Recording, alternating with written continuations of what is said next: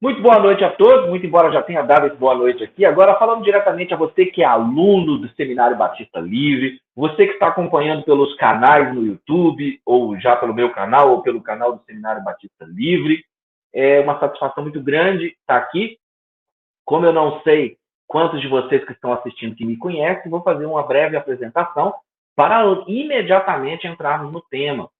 Eu estudo escatologia desde o final dos anos 90. Tenho um canal no YouTube chamado Rodrigo Oliveira Oficial. Meu Instagram também é Rodrigo Oliveira Oficial, mas o arroba é invertido. É arroba Oliveira Rodrigo Oficial, no Instagram e no YouTube. No YouTube, gente, eu tenho mais de 1.500 vídeos na área da escatologia. Todos eles organizados em playlists temáticas, ou seja, playlists com temas. Uma playlist com dezenas de vídeos sobre o arrebatamento da igreja, inclusive as duas lives que eu fiz com o pastor Lamartine Pozella estão na minha playlist do arrebatamento, que foram as lives A Certeza do Arrebatamento Antes da Tribulação e a live Operação Tribulação. Ambas estão na minha playlist do arrebatamento, com vídeos explicando o ladrão na noite, muitas dessas temáticas que permeiam aí os nossos estudos escatológicos. Lá você também vai encontrar uma playlist sobre a grande tribulação, uma playlist sobre o milênio, playlist sobre a interpretação do Apocalipse, playlist sobre Mateus 24 e muito mais. São muitas playlists organizadas no meu canal, onde cada uma dessas playlists pertence a um tema da escatologia. E eu aproveito para dizer que ao longo do desenvolvimento da nossa palestra nessa noite, que é a escatologia no Novo Testamento, muitas das informações que eu vou trazer dentro dessa palestra, você vai encontrar vídeos dentro das minhas playlists. Quando eu estiver desenvolvendo o tema do reino e do milênio dentro dessa palestra, você já saberá, então, por causa desta informação, que eu tenho uma playlist sobre o milênio e justamente o vídeo que encabeça ela é o vídeo O que é o reino de Deus, né? Reino de Deus, reino dos céus, o que isso significa? Por que é que eu estou dizendo isso, gente? Por que isso é importante? Porque eu vou tratar o tema de forma macro, com a visão macro, aqui na nossa palestra, na nossa aula, porque eu vou falar sobre a escatologia no Novo Testamento e vou, então, transitar por alguns pormenores, sim, mas talvez alguns deles eu não me aprofunde tanto, até pela questão do tema. Mas você saberá que poderá acessar no YouTube o canal Rodrigo Oliveira Oficial, e se eu estiver falando sobre um tema do arrebatamento que você quer se aprofundar, você vai naquela playlist buscar aquela informação.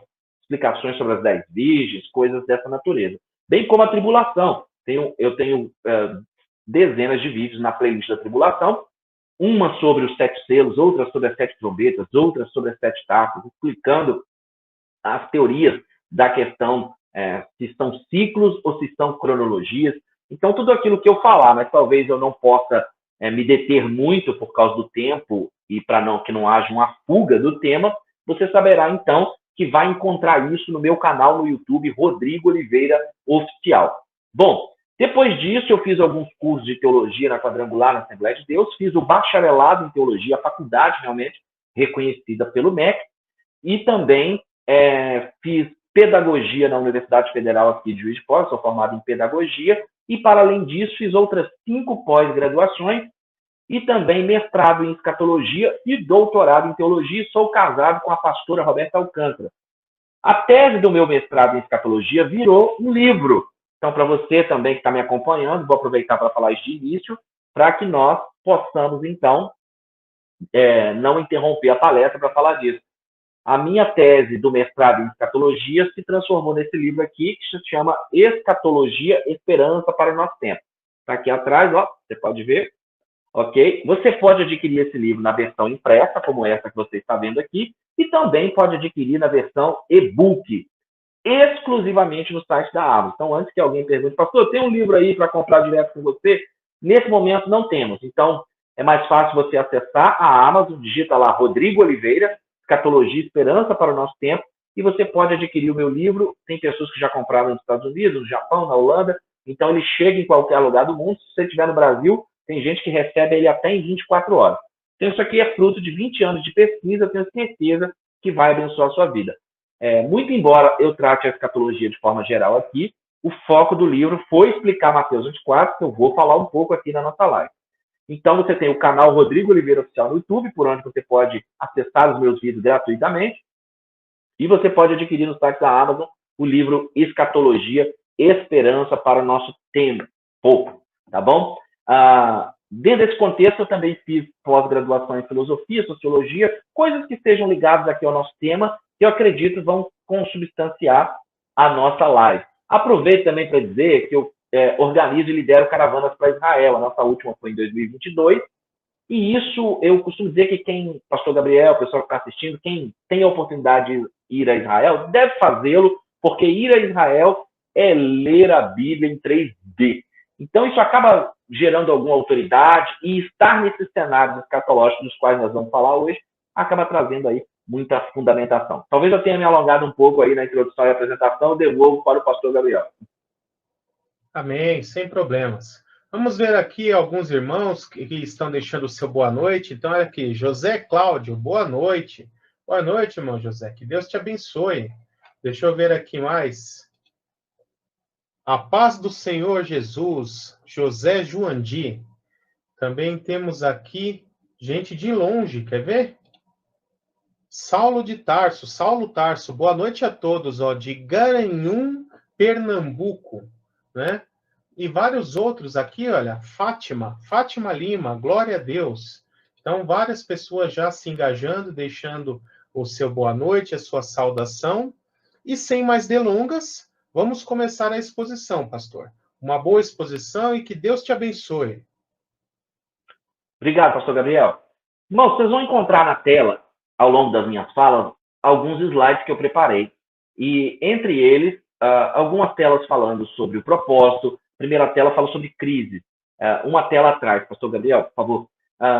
As crises mundiais, as crises econômicas, os conflitos, as possibilidades de terceira guerra mundial e etc., provocam na humanidade, seja no religioso ou no homem comum, o seguinte pensamento: em que tempo profético estamos? O próprio Lucas 21, Jesus, através de Lucas, nos informa que nos últimos dias, devido ao bramido do mar e das ondas, das guerras, dos rumores de guerra, haveria uma preocupação muito grande por parte da humanidade, inclusive homens desmaiando de pavor, em expectativa daquilo que ainda sobreviria ao mundo, ou seja, homens sofrendo de escatofobia, que é o medo do futuro. E com base nisso, a igreja, os pastores, os teólogos, a sociedade de modo geral, diante de tanta coisa que está acontecendo, sejam os conflitos no Oriente Médio, que nós estamos aí acompanhando desde setembro do ano passado, não é? Os conflitos que estão acontecendo com Israel, seja Ucrânia e Rússia, seja China e Taiwan, ou Coreia do Sul, Coreia do Norte, implicando também no Japão, e o que é que os Estados Unidos, que são os xerife do mundo, farão a respeito, tomando então a geopolítica e fazendo com que ela desperte nas pessoas a seguinte pergunta: em que tempo profético estamos? Essa é a primeira tela do slide. Segunda tela, eu faço uma provocação. Para entendermos a escatologia do Novo Testamento, nós precisamos entender o mundo do Novo Testamento. Precisamos entender a cultura do Novo Testamento. Precisamos entender o mundo em que estão imersos Jesus, os seus apóstolos, não é? Os seus discípulos, em que contexto isso está acontecendo, em que dispensação, para que então possamos compreender a escatologia do Novo Testamento ou a escatologia do Novo Testamento. Em seguida, eu passo a comentar o fato de que a igreja e o próprio arrebatamento e muitas coisas que envolvem a igreja constituem um mistério. Mas que antes desse mistério havia um plano que não tinha nada de misterioso e que estava revelado desde o Antigo Testamento. Essas coisas juntas, então, vão compor aí o cenário para o nosso tema macro, que é a escatologia no Novo Testamento. Com a graça de Deus, irmãos, eu pretendo, com a graça de Deus, dentro da contextualização do tema escatologia no Novo Testamento, demonstrar para vocês, biblicamente, que uma pessoa que faça a leitura da Bíblia sem ajuda de material externo seria ou será impossível, respeitando ali as regras de gramática e de história, será impossível para essa pessoa chegar a uma conclusão pós pré-tribulacionista.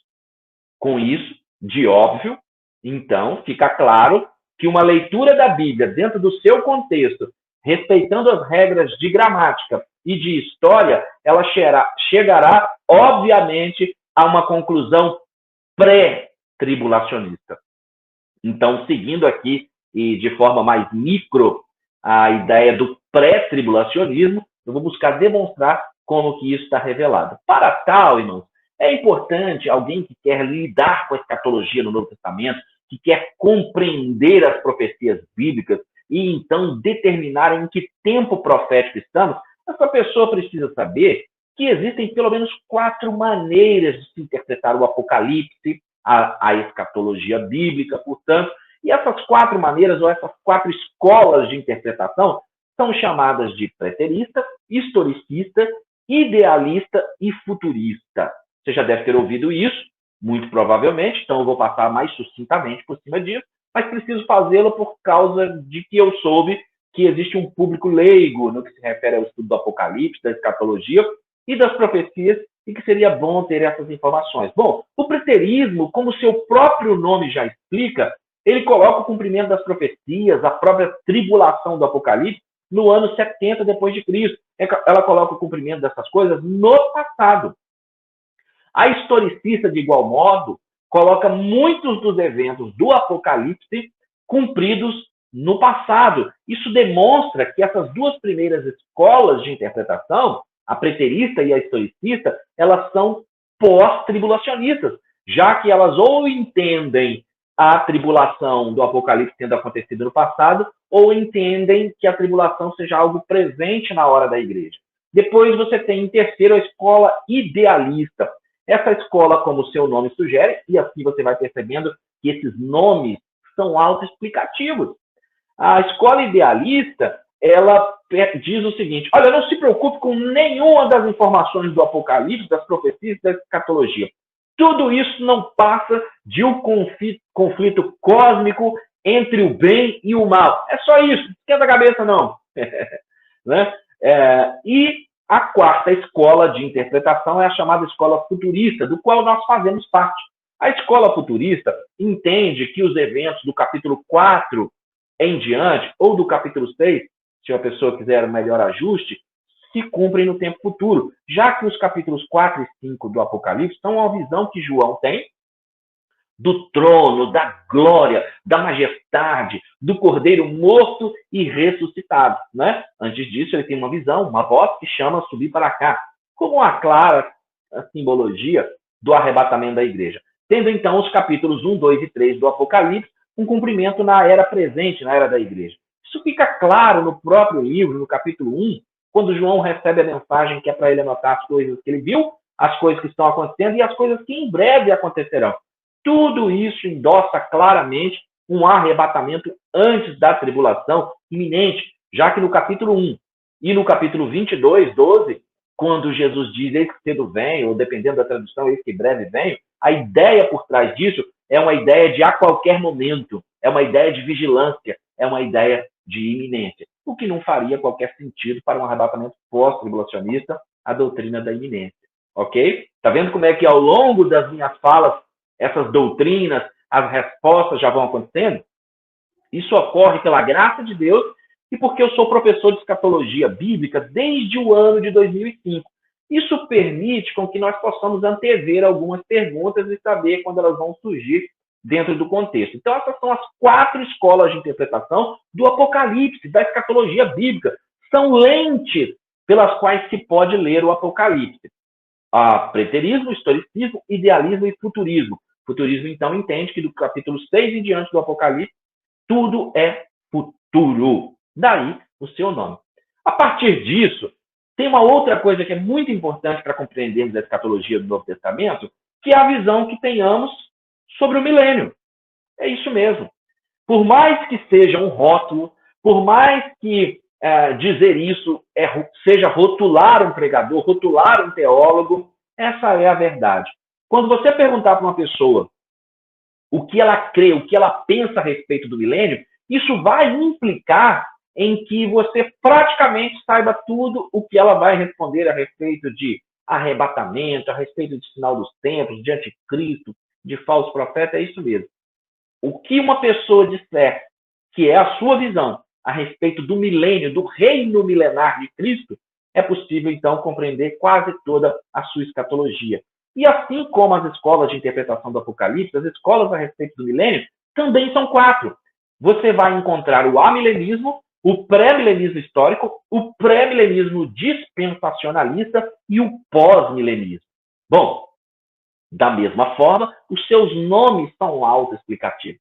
A palavra amilenismo, que vem então acompanhada do prefixo a, que num primeiro momento é negação, no sentido da doutrina amilenista, não quer necessariamente dizer negação no sentido de eu não acredito no milênio, mas sim no sentido de que eu não acredito no milênio literal. É isso, porque os amilenistas acreditam que a era da igreja é o milênio. Eles não acreditam que haverá um milênio literal, e que sim, o milênio é a era da igreja pela qual Cristo está reinando. E claro, você deve saber, mas eu vou te dizer, eu não sou nem amilenista, nem pós-milenista, nem pré-milenista histórico. Eu sou pré-milenista dispensacionalista convicto, tá bom? Então, o amilenismo está errado. Me permita dizer, se você está assistindo aqui, você é um escatólogo, estudante da escatologia, veio aqui para aprender e talvez seja amilenista, eu convido você a fazer uma releitura das escrituras e observar que o amilenismo ele é por demais alegorizado ou alegorista, ele por vezes trabalha com a teologia da substituição, que diz que a igreja substitui Israel nas suas promessas e profecias, o que não poderia constituir equívoco maior, e o amilenismo tem ainda 2 outros problemas.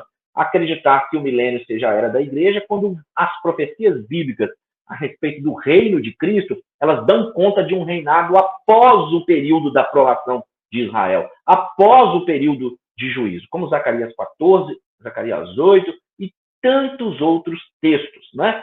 Acontece que a igreja de Roma é que vai seguir mais essa linha, e algumas outras igrejas protestantes, evangélicas, reformadas, acabaram seguindo também essa alegorização, muito embora essas igrejas protestantes e reformadas elas defendam uma interpretação literal das escrituras, quando chega na escatologia, elas acabam dando um passo atrás. Outro problema com o amilenismo é que ele acredita que Satanás está preso ou restrito nas suas ações, o que não poderia ser mais equivocado, já que Paulo disse que o Satanás está dominando os ares, Cristo chamou de príncipe deste mundo. Paulo, mais tarde, aos Coríntios, vai dizer que ele é o Deus deste século e que cegou o entendimento das pessoas. Pedro, na sua primeira carta, dirá que Satanás anda como um leão ao derredor, buscando a quem possa tragar. E ainda o capítulo 20 do Apocalipse, que fala da prisão de Satanás, dentro do contexto imediato, que são os versículos que vêm antes e que vêm depois, elas demonstram que Satanás será preso para não enganar as nações depois da ressurreição daqueles que rejeitaram a marca da besta. Isso está no capítulo 20 do Apocalipse e coloca a prisão de Satanás depois da tribulação. Por isso, o amilenismo está errado. Depois disso, eu gostaria de apresentar a você o pós-milenismo. O pós-milenismo está muito mais errado ainda do que o amilenismo, porque ele é demasiadamente otimista, ele também é conhecido como dominianismo e acredita que o mundo vai ser cristianizado, evangelizado de tal forma que todo mundo vai virar crente, vai virar uma bênção, e quando o mundo todo tiver virado uma bênção, Jesus vai voltar. Isso vai de encontro às profecias bíblicas que falam de apostasia e de um afastamento aí dos planos e propósitos de Deus por parte da humanidade, tá bom? Depois sobraram, então, o pré-milenismo histórico e o pré-milenismo dispensacionalista. Esses 2 nomes implicam em que Cristo volta antes do milênio e estabelece o seu reino literal na Terra, não necessariamente durante 1000 anos, mas sim por um longo tempo. Ambas as linhas de interpretação estão corretas no que se refere à sua leitura do milênio. O que é que difere, então, o pré-milenismo histórico do pré-milenismo dispensacionalista? O pré-milenismo histórico é pós-tribulacionista, ou seja, ele acredita que a igreja passará pela tribulação e será arrebatada ao final da tribulação, o que não faz nenhum sentido, porque aí o arrebatamento seria um arrebatamento ioiô e vai contra o propósito do próprio arrebatamento, que é livrar a igreja da ira. E então a quarta visão é o pré-milenismo dispensacionalista. Hoje, quando se fala em dispensações, não é possível mais falar que o cara que é dispensacionalista é aquele que crê no mapa do plano divino através dos séculos com 7 dispensações. Porque existem vários tipos de dispensação. Existe o dispensacionalismo clássico, tradicional, que é esse.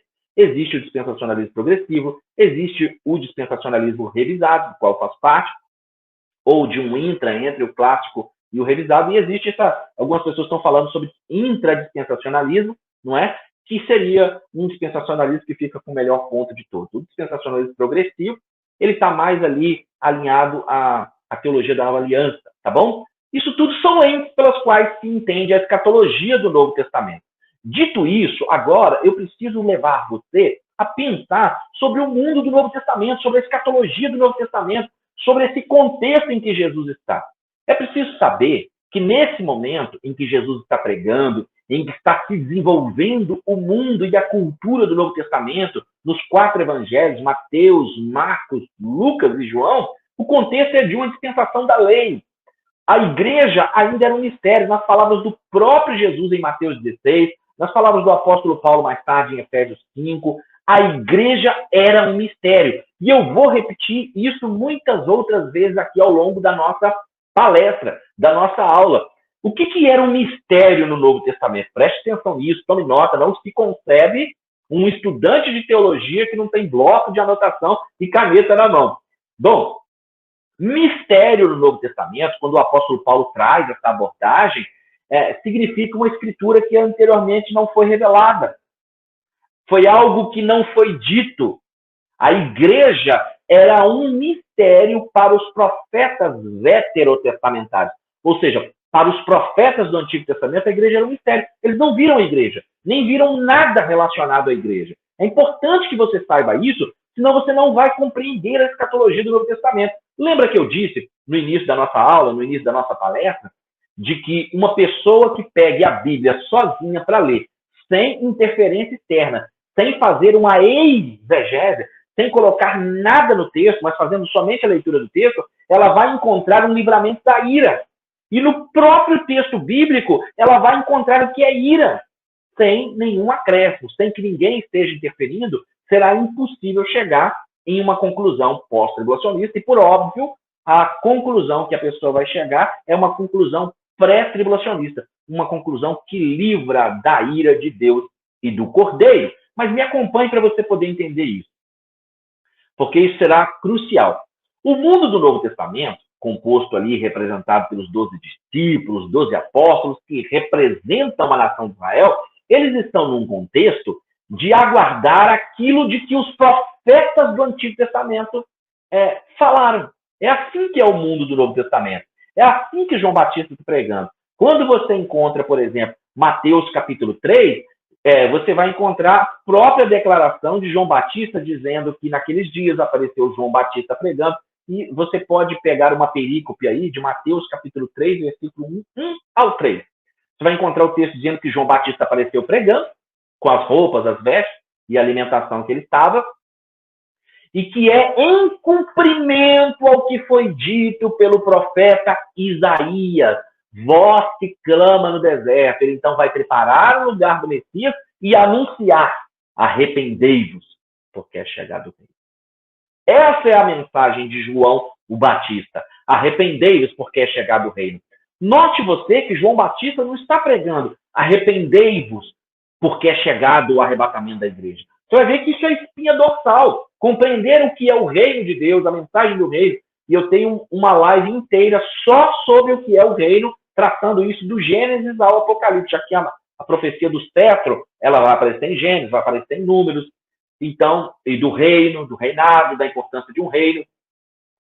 Logo, compreender o reino nos profetas do Antigo Testamento será muito importante. É por isso que Isaías 46:10 diz: eu sou aquele que anuncia o fim desde o princípio, e as coisas que ainda não foram, como serão. Eu anuncio o fim desde o princípio. Então, as coisas que nós estamos buscando, a escatologia de que Jesus está falando, ela está na lei, está nos profetas. Deuteronômio 18 falava dele como Messias. Deuteronômio 4, 6 e 7 demonstra que Israel é que é ou que são os escolhidos dentro da profecia de Daniel, que Jesus retoma para falar no sermão escatológico de Mateus 24, né? É claro que a igreja também é composta de indivíduos escolhidos, e Israel também. No entanto, essas coisas não se misturam, muito embora Deus não tenha dois povos. Deus tem um povo, mas ele tem um plano profético para Israel e um plano profético para a igreja. Esse tema é tão importante que ele ocupa os profetas maiores, os profetas menores, que é a ascensão, a queda e a restauração de Israel. Os profetas maiores e menores estão ocupados de falar do dia do Senhor, que é o dia da tribulação, que é o dia do juízo, que acontecerá para Israel e para aquelas nações que não aceitaram o Messias, que não aceitaram a graça, que não aceitaram a salvação de Deus.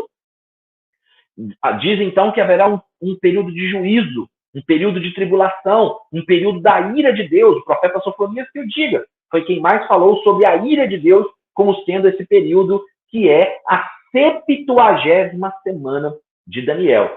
Então, para nós entendermos a escatologia do Novo Testamento e o que está se passando nos evangelhos, para compreendermos o sermão escatológico de Jesus no Mateus 24 e o porquê é que no versículo 15 de Mateus 24 ele diz, como um grande sinal para que se compreenda quando aquele tempo chegou, quando a abominação desoladora de que falou o profeta Daniel estiver no lugar santo, quem lê que entenda, ou seja, Jesus ali está nos ensinando a fazer hermenêutica, seguir as regras da hermenêutica, que é a correlação de textos, lei da primeira menção, onde aquilo foi dito primeiro. Então, quando Jesus faz isso, irmãos, para os seus ouvintes primeiro, é isso que é importante compreender. Para os seus ouvintes primeiros, que são judeus, para lá e então, na hermenêutica, não é? Nós vamos observar que aquelas pessoas conhecem muito bem as promessas a respeito do Messias. Tanto que muitos outros Messias haviam aparecido, muitas outras pessoas haviam aparecido no mundo do Novo Testamento, dizendo que elas eram Messias, cumprindo sinais. Tanto que quando Bartimeu exclama, Jesus, filho de Davi, tem compaixão de mim, ele está implicando numa expressão messiânica. É o mesmo que dizer, Jesus, eu creio que tu és o Messias, porque as profecias dizem que o Messias vem da casa de Davi.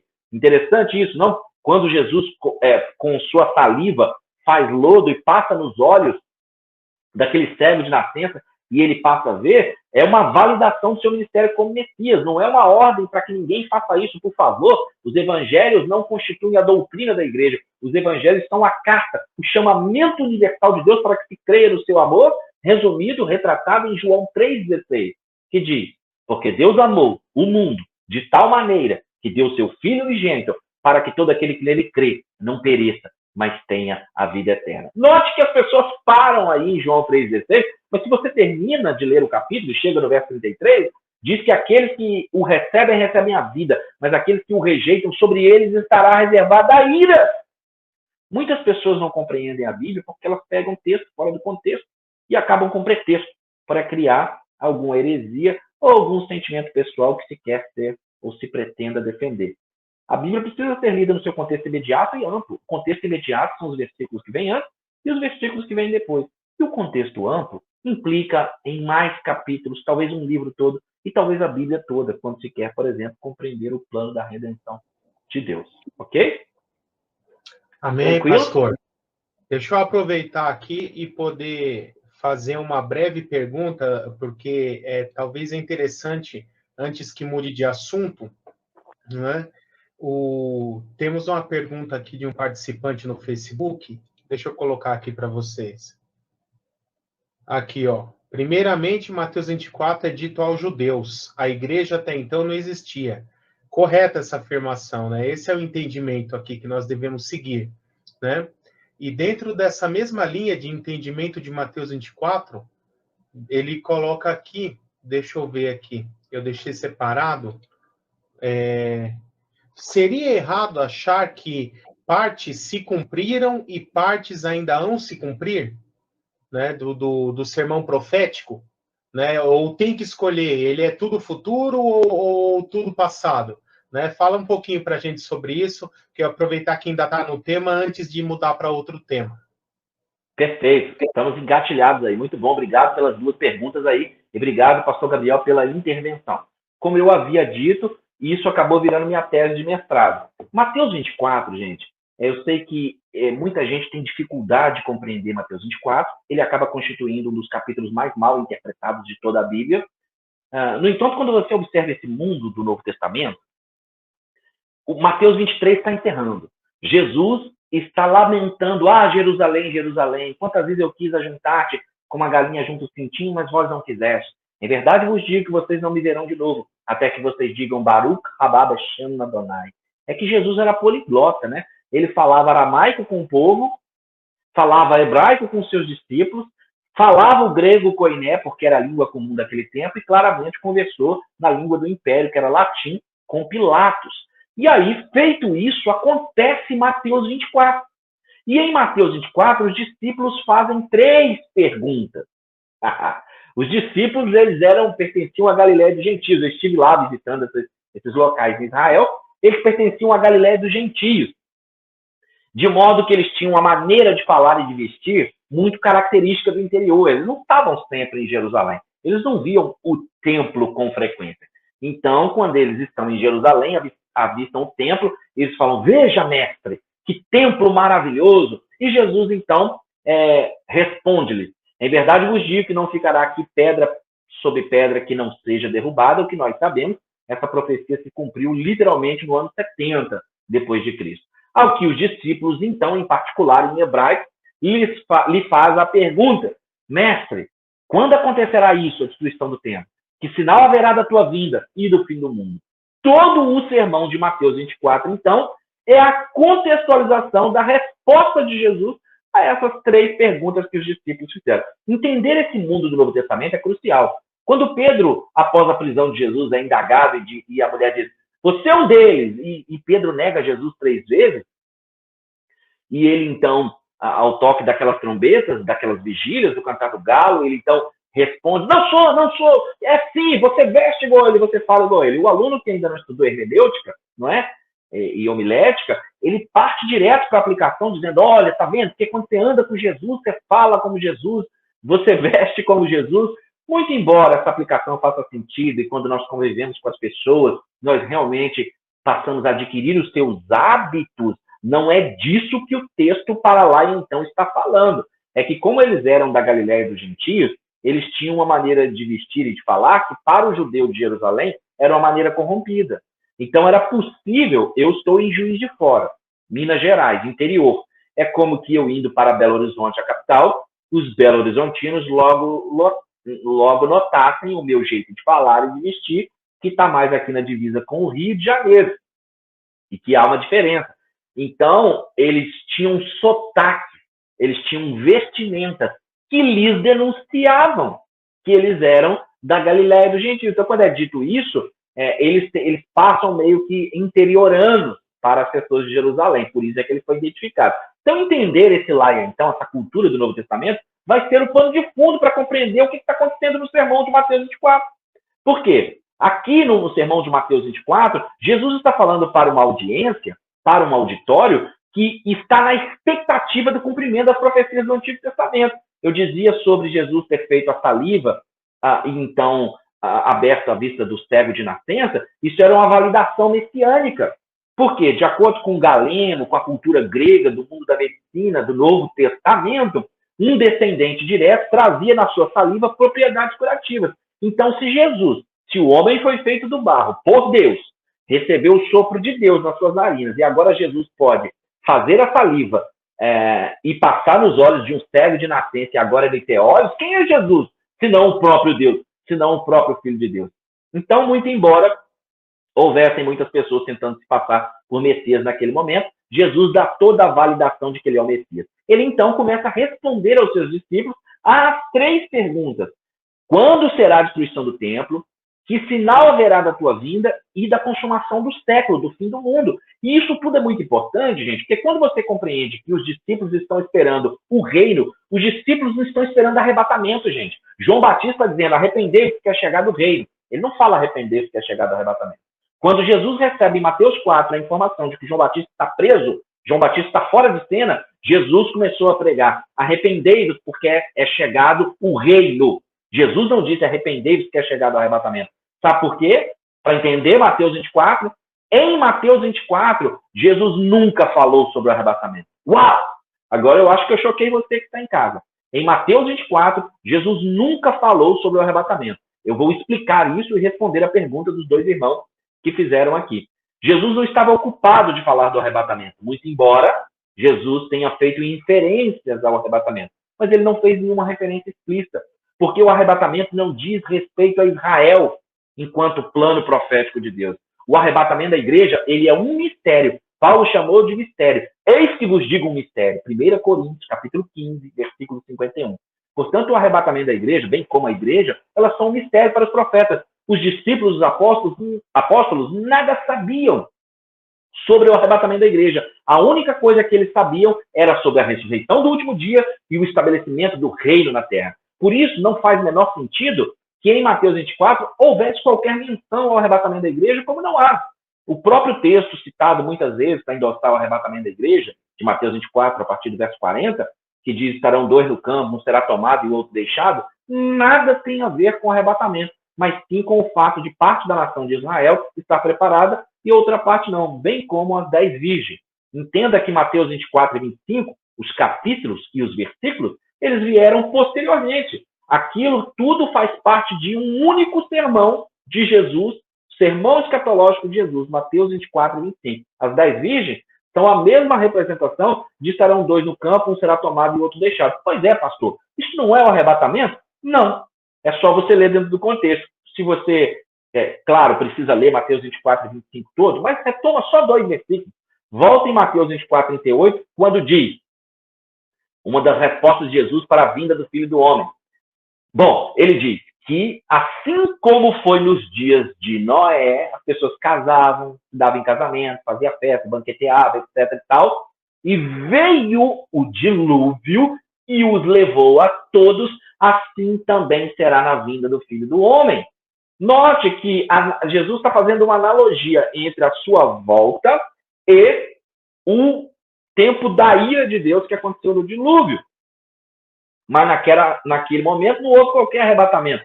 Então Jesus não faria uma analogia para explicar de arrebatamento com um tempo que não houve arrebatamento. Arrebatamento seria uma coisa completamente confusa para os discípulos, para a qual eles não estão esperando e para a qual aqueles ouvintes do sermão escatológico de Mateus 24 nada tem. Porque o contexto, e agora eu começo então a responder os nossos dois irmãos que fizeram a pergunta, o contexto de Mateus 24 é a 70ª semana de Daniel. Ou seja, a semana de número 70, a grande tribulação, por onde sabemos que a tribulação do Apocalipse, capítulos 6 a 19, duram 7 anos, porque elas são a semana faltante da 70ª semana de Daniel. E aqui, aproveitando o ensejo, as 70 semanas de Daniel são a profecia, ou constitui a profecia mais importante de toda a Bíblia, já que elas têm um propósito cétuplo. É só você ler Daniel, capítulos 9, versículos 24 a 27, que diz que o propósito é extirpar a iniquidade, acabar com o pecado, ungir o Santo Santo.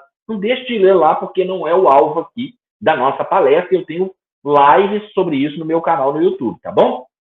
Bom, então Jesus diz que assim como foi nos dias de Noé, veio o dilúvio e os levou a todos, assim será também por ocasião da sua volta. Diz que virá os anjos, né? E separará as ovelhas dos bodes, o trigo do joio. E aí você precisa entender a Bíblia no seu contexto, no mundo do Novo Testamento. Assim você vai entender a escatologia do Novo Testamento. No arrebatamento da igreja, é Cristo quem vem buscar a igreja. Nessa separação no final de Mateus 24, não é Cristo, são os anjos. E note, você precisa pensar que todas essas informações de ressurreição do último dia, de arrependei-vos porque é chegado o reino, ela está no contexto do sermão de Jesus o tempo todo. Em Mateus capítulo 13, eu ainda estou no tema respondendo a pergunta dos dois irmãos e contextualizando Mateus 24 para você entender o mundo do Novo Testamento no que se refere à escatologia. Em Mateus 13, Jesus contou as famosas parábolas do reino. E note você que em nenhuma das parábolas do reino existe qualquer menção ao arrebatamento da igreja, se você prestou atenção. Em Mateus capítulo 13, eu até botei aqui que as explicações estão dos versículos 37 a 43 e do 47 a 50. Jesus conta uma série de parábolas. Uma hora o reino é comparado a uma rede que puxa os peixes bons e separa os podres. Uma hora é mostarda, uma hora é joio e trigo, e é dito a eles que não vai separar o joio do trigo. Jesus explica que não, que essa separação vai acontecer por ocasião da sua vinda, e que por ocasião da sua vinda, preste atenção nisso, porque isso é crucial para você entender a escatologia do Novo Testamento. Aquilo que os discípulos estão chegando ouvindo em Mateus 24, Jesus já os contextualizou, porque todos eles estão esperando o tal reino de que falou ou de que falaram os profetas do Antigo Testamento, os profetas veterotestamentários. É com isso que os discípulos estão preocupados. É com isso que a nação de Israel está preocupada. Tanto é assim que em Atos capítulo 1, quando Jesus ressurreto está diante deles, eles estão maravilhados e perguntam para Jesus: Mestre, quando é que restaurarás o reino a Israel? Note que a pergunta dos discípulos não é: Mestre, quando é que vai acontecer o arrebatamento da igreja? Os discípulos não receberam qualquer instrução a respeito do arrebatamento da igreja, porque a igreja não existia, conforme o irmão comentou. A igreja, Jesus disse em Mateus 16, a minha igreja eu edificarei. A era da igreja, a inauguração da igreja acontece em Pentecostes, em Atos capítulo 2. A igreja era um mistério. Em Atos capítulo 15, você vai encontrar o discurso de Pedro dizendo que dos gentios Deus está chamando um povo com um propósito exclusivo. Que há um propósito para a igreja, para os gentios, e outro propósito para Israel. Quando você presta atenção no texto, e aqui nós não estamos colocando nada no texto, nós estamos extraindo do texto. Mateus 13 explica, então, por uma série de parábolas, o estabelecimento e a chegada do reino, o reino literal do Messias, que é o assunto de Deuteronômio, é o assunto de Moisés, é o assunto dos profetas, da lei dos profetas. Portanto, os irmãos estão entendendo? Amém? Glória a Deus. Então, Jesus, ao explicar o estabelecimento do reino e as parábolas, ele não menciona arrebatamento. Não tem arrebatamento. E aqui é o problema dos pós-tribulacionistas. Por que eu disse que a conclusão óbvia será pós-tribulacionista? Não existe qualquer passagem na Bíblia que ensine um arrebatamento após a ira. Ao passo que existem passagens, sim, como eu vou demonstrar, que ensinam um arrebatamento antes da ira. O próprio doutor Vailate, explicando o contexto de Mateus 24, 40 ao 44, explicou que a palavra ali é paralambano, e não a palavra raptazo, do grego, ou raptare, do latim, que implica em arrancar depressa e com força, que é o conceito do arrebatamento. A palavra ali não traz a ideia de ser arrancado depressa e com força. O próprio Mateus 24 diz que depois da aflição daqueles dias, todas as tribos da terra se lamentarão e chorarão, vendo o Filho do Homem vindo nas nuvens com poder e grande glória. E nada é dito sobre o arrebatamento da igreja, mas que os anjos vão ajuntar os escolhidos dos quatro cantos da terra. Que escolhidos? Os do contexto, que ele falou alguns versículos antes.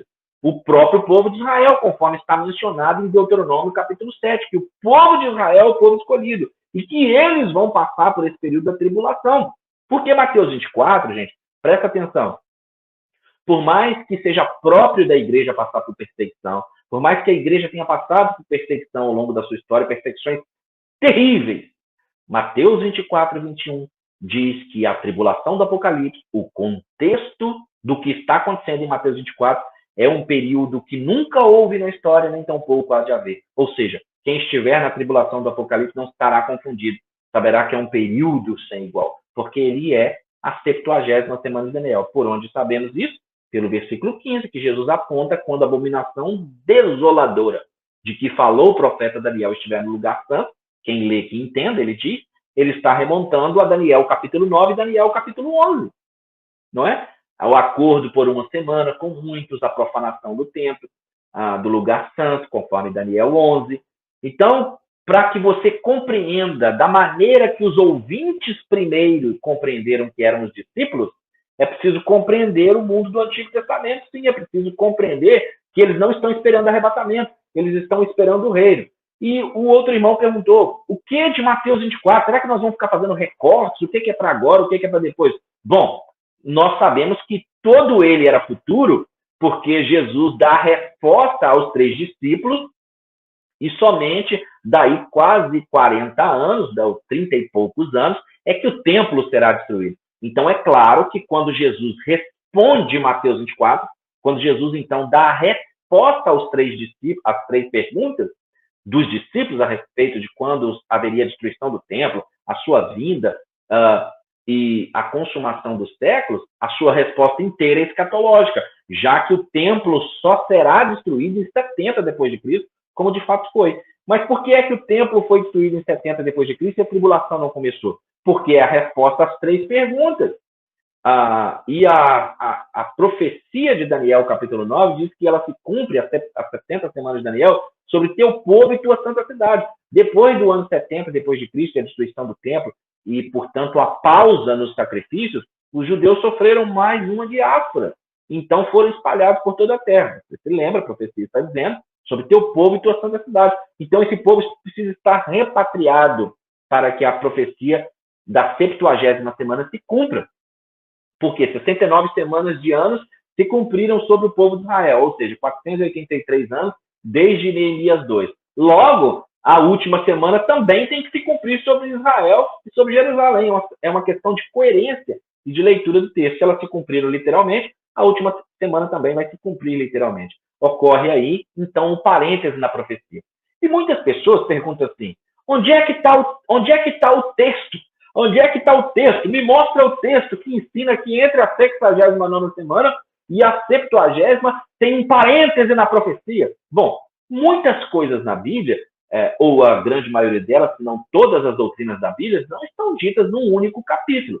Quando você vai estudar a doutrina do querubim ungido que caiu, você não tem um capítulo, um livro da Bíblia que conta tudo. Você precisa de Ezequiel 28, Isaías 14, que diz que era o querubim ungido que estava no Éden, jardim de Deus. E você precisa de Gênesis 2,18, que diz que Deus criou o homem e plantou o Senhor Deus um jardim no Éden para o homem. Uau!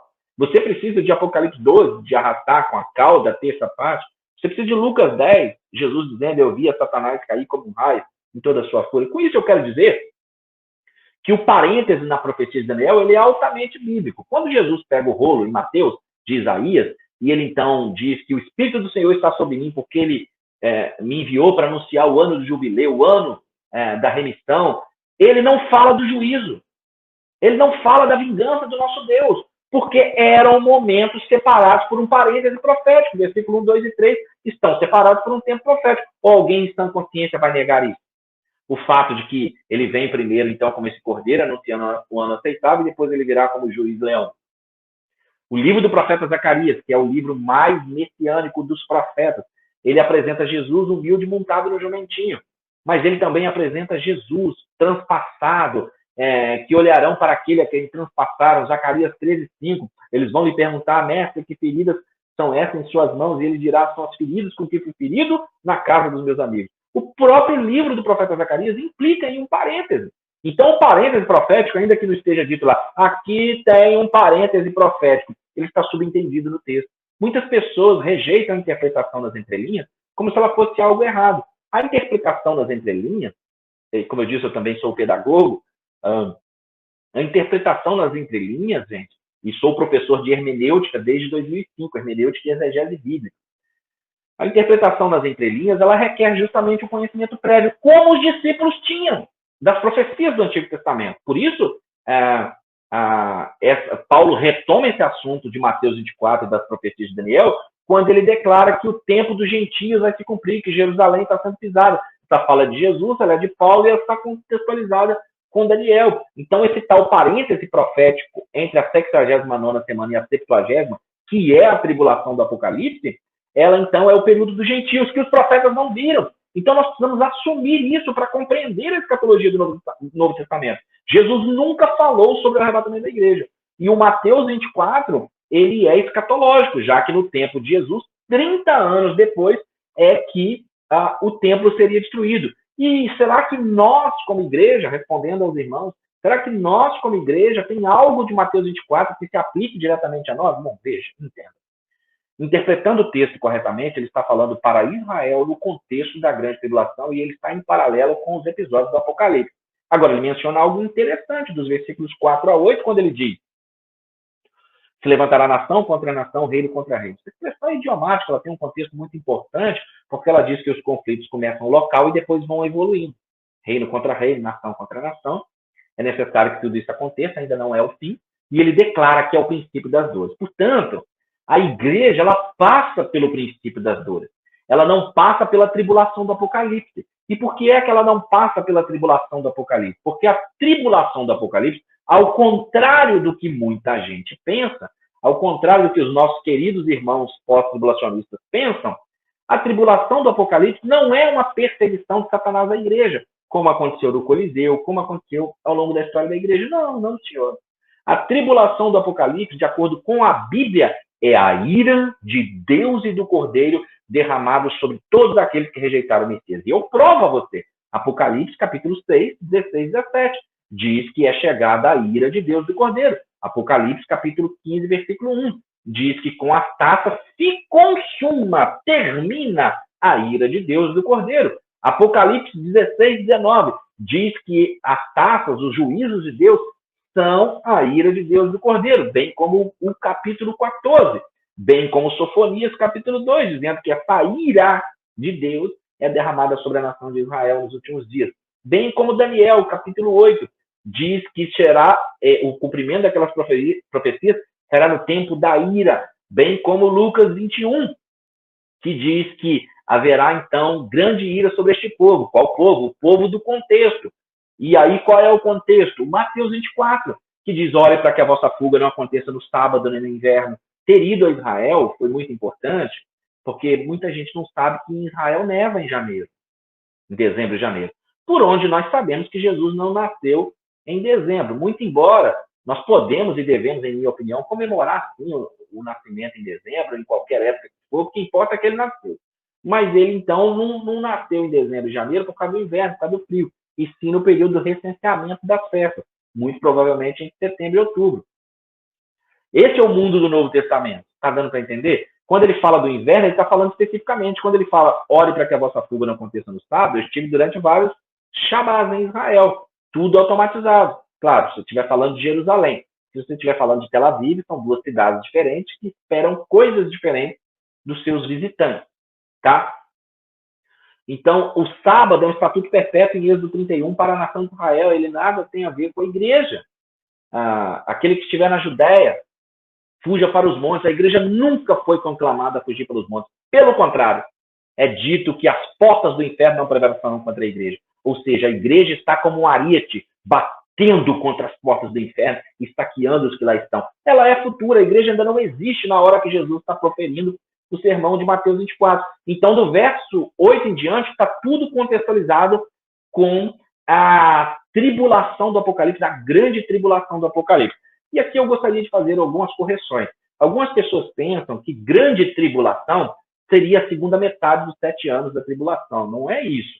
Esse é um pensamento meso ou mid-tribulacionista. A grande tribulação são os 7 anos do Apocalipse, né? Você nota que o capítulo 7 do Apocalipse, o anjo pergunta para João, quem são estes que estão agora salvos de toda tribo, língua, povo e nação? E o João diz, eu não sei, tu sabe.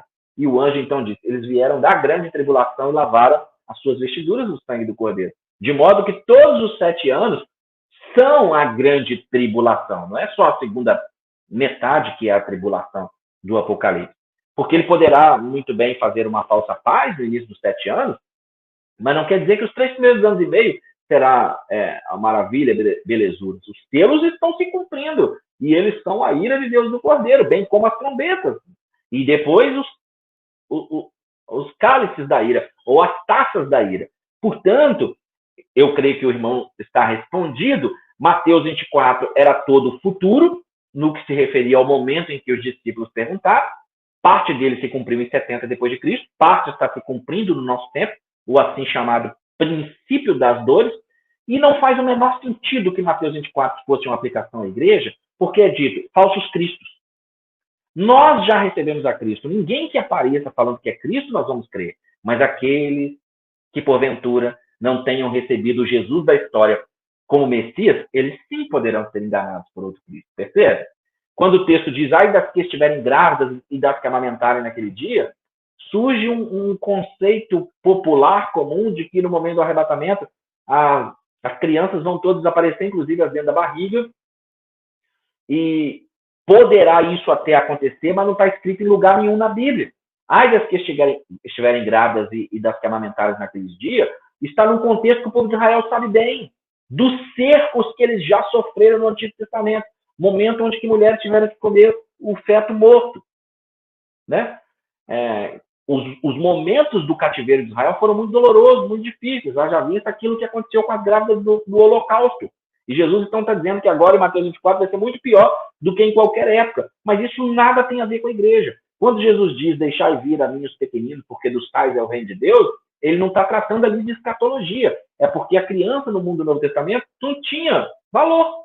Então, tira essas crianças daqui que elas estão fazendo barulho. Oh, Jesus. Aquele que não receber o reino de Deus como uma criança, ele também não está pronto para me receber. Mas se pense comigo, se a criança vai ser arrebatada porque ela é criança, isso implica que a salvação já não é graça, já não é um favor de Deus.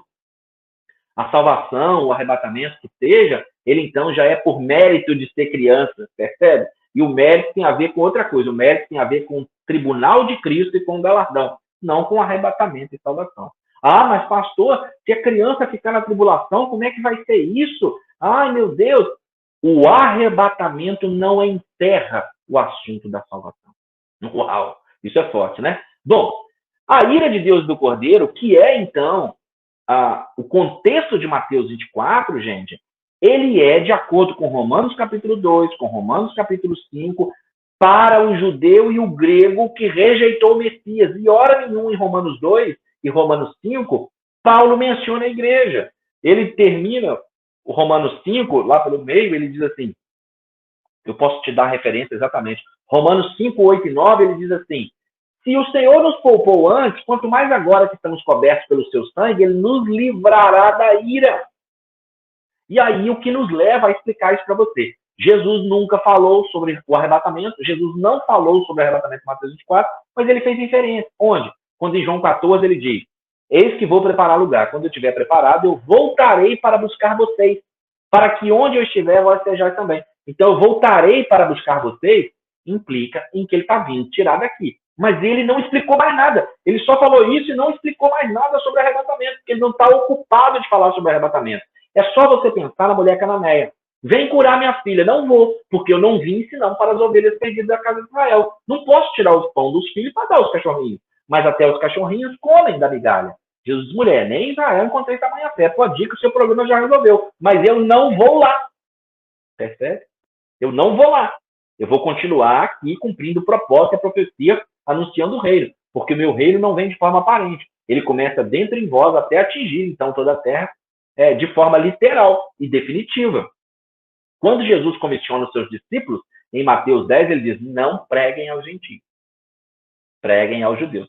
Preguem a Israel. O momento com jeitinhos vai vir depois na profecia de Daniel, 69ª, 70ª, parêntese profético, plenitude dos gentios, tempo de Jerusalém, ser pisado pelos gentios. O que significa que quando o último gentio for acrescentado, salvo, então o tempo dos gentios acabou e Deus volta a tratar com Israel. Tanto volta que em Romanos capítulo 11 está dizendo, presta atenção, em Romanos capítulo 11 está dizendo, se a rejeição de Israel ao Messias, resultou em salvação pelos gentios, quanto mais a sua conversão resultará em ressurreição dos mortos. E aqui eu quero que você preste muita atenção para você entender a escatologia do Novo Testamento. Em João 6, Jesus está falando no João 6,39, João 6,40 ao 44, aquele que crê em mim, eu o ressuscitarei no último dia. Quando Jesus está em João 11, esse é o mundo do Novo Testamento, essa é a escatologia do Novo Testamento. Lázaro morreu.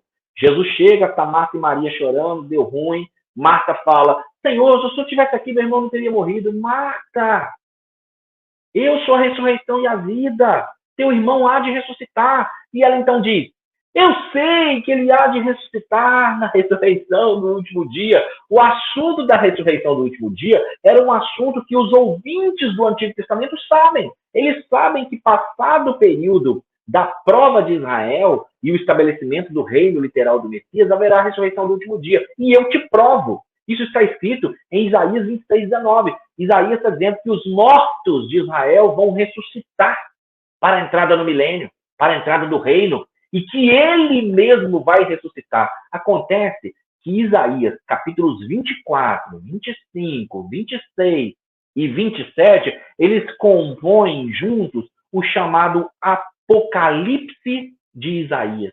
Quando você lê ali, você vai ver que ele está totalmente contextualizado com Mateus 24 e com o Apocalipse do capítulo 6 a 19. Nesse chamado Apocalipse de Isaías, que vão dos capítulos 24 a 27, tudo que nós estamos vendo no Apocalipse está ali. Inclusive a ressurreição do último dia. Esse é um assunto comum nos profetas. Onde tem mais? Daniel, capítulo 12. Não só no versículo 12, quando ele fala que muitos serão provados, então muitos ressuscitarão, ou seja, não é todos, muitos ressuscitarão. Ele termina no versículo 13, Daniel, dizendo: e tu, Daniel, vai e descansa, porque nos últimos dias você vai ressuscitar para a herança que está proposta. É por isso que no contexto não interrompido de Jesus, em Mateus 24 e 25, sobretudo no verso 31, ele diz: e quando o Filho do Homem vier com poder e glória, e se assentar no seu trono para julgar, ele vai separar os bodes das ovelhas. Isso retoma o assunto dele, gente, em Mateus 13.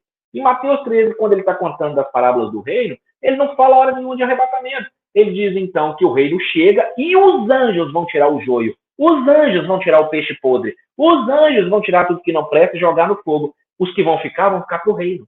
Não existe arrebatamento, portanto, em Mateus 24.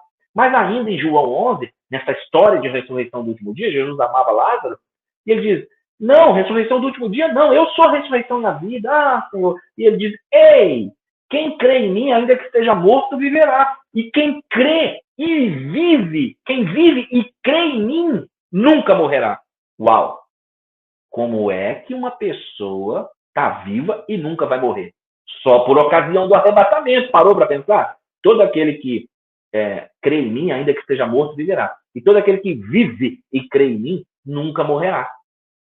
Então, perceba, é uma inferência, é uma coisa que está oculta, é um mistério que está falando do arrebatamento, mas ele não seguiu explicando. E ninguém se indagou a respeito disso, porque eles nunca ouviram sobre o arrebatamento, nem nas palavras de Jesus, porque eles representam o povo de Israel dentro da grande tribulação. Uau! As escrituras se abrindo para você. Então, esse é o assunto de Jesus. E ainda Lucas 21, 34, quando Jesus diz, olha, o tempo da tribulação de que falei, ele tem que vir sobre o mundo. Ele vai vir, mas é possível escapar dela. Você já leu Lucas 21, 34? Não deixe que a glutonaria, os afazeres dessa vida ocupem a sua mente, né? Leva uma vida de oração, arrepende, para que você possa escapar daquele período. Então, o período vai acontecer, mas é possível escapar dele. Isso é muito forte. Agora, quem falou do arrebatamento? Se Jesus só fez assim poucas inferências, Jesus não se preocupou em explicar o arrebatamento, porque o arrebatamento não é uma mensagem para aqueles ouvintes. Então, não fazia sentido Jesus falar. O arrebatamento é para a igreja. E o arrebatamento não é uma perseguição de Satanás à igreja. É a ira de Deus derramada sobre o trono da besta e sobre aqueles que rejeitaram o Messias. Por isso a igreja não vai passar pelo arrebatamento. Porque o arrebatamento é livrar da ira. 1 Tessalonicenses, capítulo 1, versículos 9 e 10, que diz que em outro tempo eram idólatras, perdidos, mas agora se converteram para Cristo. E estamos aguardando a Jesus, que virá dos céus, para nos livrar da ira vindoura. Então, no capítulo onde Paulo menciona claramente o arrebatamento, onde Paulo menciona claramente a doutrina do arrebatamento, ele explica que o arrebatamento, o propósito do arrebatamento é livrar da ira. E no capítulo 4, versículo 13 em diante, que é quando ele contextualiza o arrebatamento da igreja, ele diz, os mortos em Cristo, não é os mortos do Antigo Testamento, os mortos em Cristo ressuscitarão primeiro. Depois nós, os vivos, seremos arrebatados juntamente com ele nos ares. Portanto, para entender a escatologia do Novo Testamento, sem ficar fazendo firula e enfiando coisas no texto que o texto nunca disse, o momento do arrebatamento é o mesmo momento do corpo transformado. Claro que se você quiser seguir uma cronologia, primeiro o sujeito ressuscita, tem o corpo transformado e em seguida é arrebatado. Mas estão dentro do mesmo evento, porque é assim que Paulo encerra 1 Tessalonicenses capítulo 4. Os mortos em Cristo ressuscitarão primeiro, depois nós, os que ficarmos vivos, seremos arrebatados a encontrar com o Senhor nos ares. Aqui encontrar com Jesus. Aqui não é anjo que está buscando ninguém, é o próprio Jesus. Está dando para os irmãos entenderem esse contexto? E ainda no capítulo 5, versículo 9, Paulo faz o tempo inteiro aquela separação. Para nós que somos do dia, o encontro com Cristo. Para aqueles que são da noite, a ira. E no versículo 9, 1 Tessalonicenses 5:9, ele diz, porque Deus não nos reservou para a ira, mas para a salvação. Apocalipse 3:10, como guardaste a palavra da minha perseverança. Eu tenho 2 aulas sobre o grego, explicando isso na minha playlist do arrebatamento. Apocalipse 3:10, como guardaste a palavra da minha perseverança, eu te guardarei da hora. Esse da hora, tirar dentro de quê? É um livramento dentro. Aí muita gente faz confusão achando que tem um livramento de dentro da tribulação, implicando isso num meso-tribulacionismo ou num pós. Não, eu vou te tirar do mundo, de dentro do mundo, porque a tribulação há de vir sobre o mundo inteiro. Uau! Mas, pastor, a gente ouviu muita coisa, que Mateus 24 era do arrebatamento, que isso ou que aquilo. Olha, irmãos, acontece que muitas pessoas bem intencionadas, no afã de pregar para ver as pessoas se converterem, acabam com pressa falando de textos fora do contexto e ensinando algo que a Bíblia nunca ensinou. Então, quem é que falou sobre o arrebatamento? Paulo, o apóstolo ao gentio, o apóstolo da graça ao gentio. Porque o arrebatamento é uma mensagem à igreja, é uma mensagem à noiva, que se esconde à sombra da cruz, debaixo, coberta pelo sangue de Cristo. E por conta disso ela será livre da ira. Portanto, nós não somos melhores do que os cristãos que sofreram em Roma. Nós não somos melhores do que os cristãos que sofreram perseguição em qualquer momento. Eles, assim como nós, serão livres da ira. Porque a ira é um período sem igual, que nunca houve no mundo, nem tampouco haverá, que é o período da tribulação, que é a ira de Deus e do Cordeiro derramado sobre a terra. Portanto, até quem sofreu as perseguições da igreja primitiva será livre da ira. Isso nos leva, pastor Gabriel já está na tela, isso significa que eu já tenho que soltar a palavra para abrirmos aí para as perguntas. Isso nos leva, irmãos, para a seguinte linha de raciocínio. A ressurreição do último dia era a escatologia do Novo Testamento em Mateus, Marcos, Lucas e João. Porque esse público não sabe nada sobre o arrebatamento da igreja. Eles sabem sobre a chegada do Messias e o estabelecimento do seu reino. É por isso essa pergunta em Atos capítulo 1, quando Jesus diz: eis que vos dou poder, e sereis minhas testemunhas na Judéia, Samaria, até os confins da terra. Bom, ele está fazendo ali a profecia da dupla referência, ele está falando do 144 mil, pregando às nações também na tribulação. E a pergunta deles, como israelitas, como povo hebreu, como judeu, antes do estabelecimento da igreja é agora, quando é que o Senhor vai restabelecer o reino de Israel? Não perguntaram nada sobre arrebatamento, porque eles nada sabiam e aquela mensagem não era para aquele momento. Então, Paulo é quem recebe a mensagem do arrebatamento, que é um mistério. Uma escritura significa que é uma escritura que anteriormente não foi revelada e que então Paulo é que vai trazer aí os detalhes, as revelações a respeito do arrebatamento da igreja. Então, você tem sim, 1 Tessalonicenses 1, 9 e 10, que diz que Cristo virá para nos livrar da ira. E conforme eu demonstrei biblicamente, Apocalipse 6, 15, 16, 14, a ira é a tribulação do Apocalipse. Então você tem um texto dizendo, ou textos, Romanos 2, Romanos 5, dizendo que seremos livres da ira, que é o período dos selos, das trombetas e das taças. Mas você não tem um texto dizendo que vai ser livre depois da ira. Isso, então, é fazer uma exegese e não uma exegese. Portanto, a leitura somente das Escrituras, ela levará a uma conclusão óbvia pré-tribulacionista, excluindo, portanto, por óbvio, o pós-tribulacionismo. Bom, essa é a nossa apresentação de hoje, para você entender o pano de fundo da escatologia do Novo Testamento e o quanto é preciso conhecer a lei e os profetas. O quanto é preciso olhar para os profetas maiores e menores, e também para a lei, para compreender o sermão escatológico de Jesus e a escatologia do Novo Testamento. Pastor Gabriel, muito obrigado pela oportunidade. Sei que nós ainda temos perguntas e algumas considerações, mas eu queria mencionar. Por favor, receba aí um abraço de coração. Obrigado por essa porta aberta, essa oportunidade. Nada me dá mais prazer na vida do que falar da volta de Cristo. Muitas pessoas acham que é pesado falar da volta de Cristo para novo convertido, pois eu evangelizo com 1 Tessalonicenses 4, perguntando se a pessoa já ouviu falar do arrebatamento. Muito obrigado por essa oportunidade, por essa porta aberta. Espero ter ficado à altura de pessoas como você, o Jamierson, e os nossos grandes mestres que estão ali naquele nosso grupo de WhatsApp de escatologia, pastor Elias, pastor Natan, Juliano Fraga, o pastor Átila e tantos outros. Espero poder estar aí, pelo menos, digno de calçar sandálias em vocês. Obrigado, meu amigo.